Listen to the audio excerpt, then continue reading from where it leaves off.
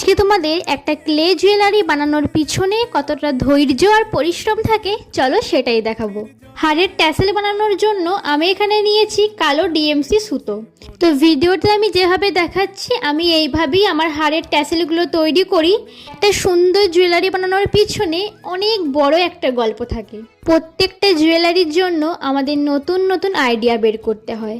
Jewellery base বানানো থেকে ওটাকে কালার করা, হারের ট্যাসেল বানানো, সমস্ত কিছু নিয়ে সময় সাপেক্ষ আর ধৈর্যের ব্যাপার। 1 মিনিটের ভিডিওতে আমি হয়তো তোমাদের সবটা দেখাতে পারবো না।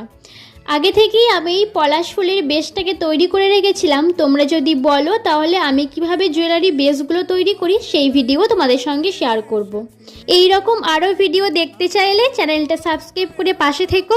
আর আমার বানানো এই পলাশ ফুলের নেক পিসটা কেমন হয়েছে কমেন্ট করে জানিও, তাহলে আমার ভালো লাগবে। বাই।